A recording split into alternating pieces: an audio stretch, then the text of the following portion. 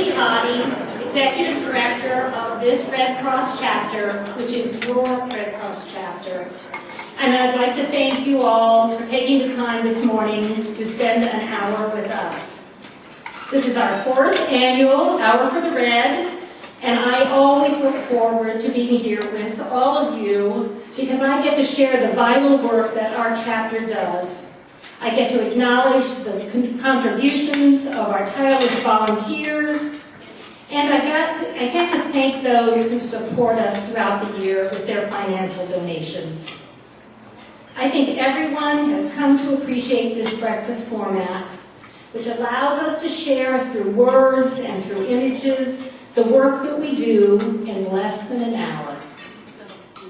At our Red Cross chapter, which is located in Summit, and covers East Hanover, Florham Park, Madison, Chatham Borough, Chatham Township, and Long Hill Township in Morris counties, and Springfield, Summit, New Providence, and Berkeley Heights in Union counties.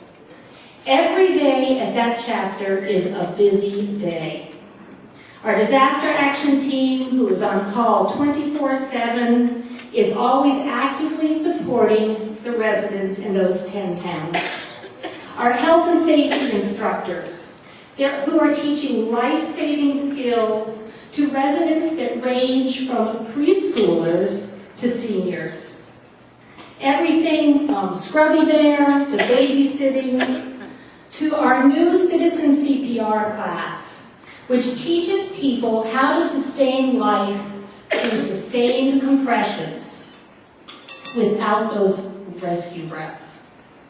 In fact, this class spans all ages. We most recently taught several Chatham Girl Scout troops this new life-saving skill. And with the knowledge of citizen CPR and basic aid training, anyone at any age can save a life. I just recently heard on the Today Show a 5-year-old who had resuscitated his toddler sister who'd fallen in the backyard pool. Our seniors find a lifeline at our chapter, whether it's through our transportation program for ambulatory seniors, our free blood pressure screenings, or our partnership with Sage Elder Care to deliver Meals on Wheels to housebound folks. We receive calls from seniors weekly who always say, "I didn't know who else to call." Being available to those in need, while our chapter staff all have specific job titles, means that we share the work and that outreach that's the heart of the Red Cross mission. This past winter, I know it's hard to remember this winter on today, was especially difficult for the residents in our area. We had blizzards, ice storms, power outages, and just 30 minutes north of here, very bad flooding. And that required every person on our staff to be ready to don a Red Cross vest to help those in need. But also central to the Red Cross mission is the understanding that chapters in our state and the rest of the country will join together to help wherever that's needed. So our disaster volunteers shoveled themselves out the day after Christmas, came to our chapter house, donned those vests, loaded up the truck with blankets, comfort kits, and cots to man a shelter for stranded motorists on 280. Just this past Sunday, 2 days ago, we deployed our 5th and 6th volunteer to assist the National Red Cross for those affected by the terrible tornado and flooding down south. Each of those 6 volunteers have taken specialized training to be able to be ready for such an event. And that happens right at our chapter house. As Jeannie mentioned, on March 11th, that record 9.0 magnitude earthquake struck near the Japanese city of Sendai. It generated a powerful 32-foot tsunami, which struck northern Japan, devastating communities, widespread destruction, and also damaging the nuclear power plants. Again, the American Red Cross was there, helping our partner organization, our sisterhood in Japan. Locally, we supported corporate partners and community friends like Akiku, who's here this morning, who were raising invaluable dollars to support those efforts overseas. But in our 10 towns, we most often respond to fires. If you have never experienced a fire personally, it's almost impossible to describe that destruction and sense of loss that hits you. There's no time to gather your belongings, no time for your personal papers, you can't even find your car keys, you just grab your loved ones and escape. In mid-April, we were in New Providence for a fire. A family was affected, and the family friend who was providing comfort came over to one of our volunteers. She said, "Thank you. I had no idea what I was supposed to do next, or who else was going to be here, but you came and you knew what to do. Now I know everything will be all right." One of the lesser-known parts of Red Cross is our support of the Armed Forces Services. The American Red Cross links members of military personnel and their families 24 hours a day, 365 days a year. Our organization still sends emergency communications to military personnel in a time of crisis. So those members of the military, whether they're in training, whether they're on a mission, whether they're far from home, know that they always have that connection with their home base. We provide service to 1.4 million service personnel and their families, as well as the 1.2 million National Guard and reserves who live in every community in the United States. In fact, here we go back to good old Clara Barton.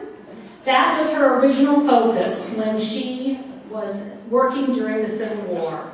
She tended to the wounded, and in 1862 she gained permission to go to some of the grimmest battlefields during that devastating war. She famously said, "I may be compelled to face danger, but never fear it. And while our soldiers can stand and fight, I can stand and feed and nurse them." And she was a New Jersey school teacher. When my father just celebrated his 90th birthday in February, learned that I would be working for the Red Cross, he asked me about the Red Cross workers that he'd met during World War II.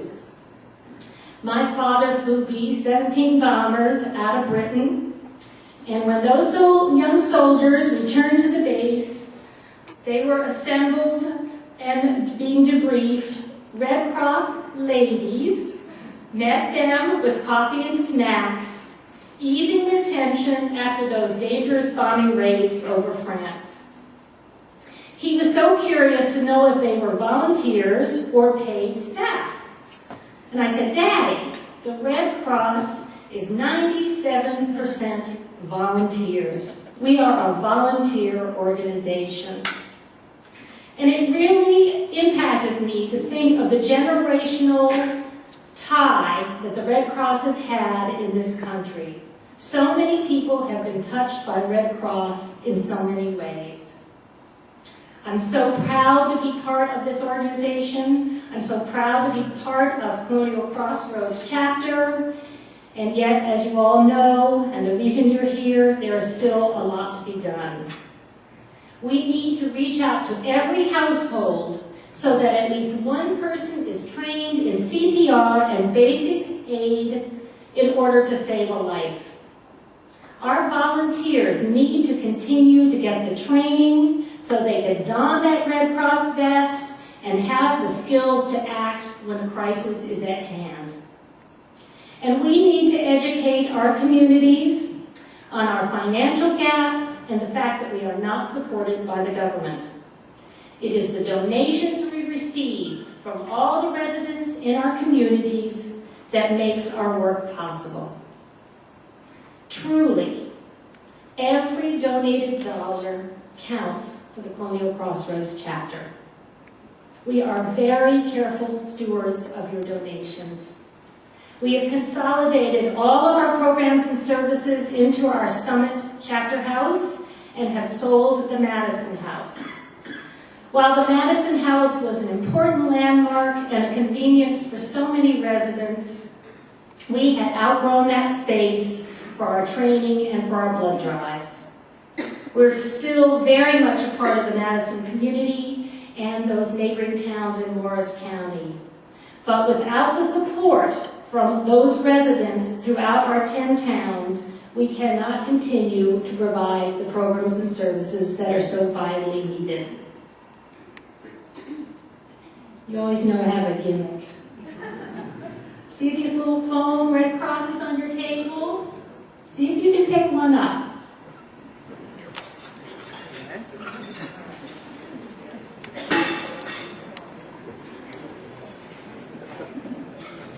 All right, now squeeze it.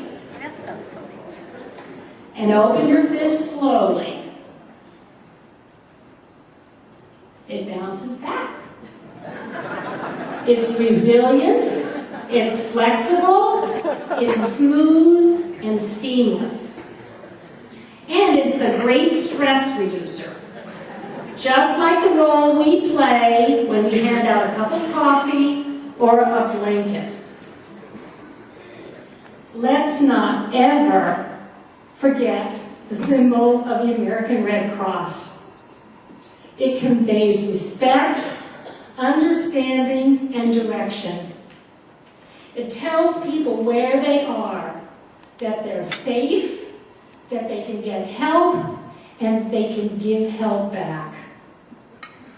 And it always bounces back, ready for the next emergency. Thank you all so much.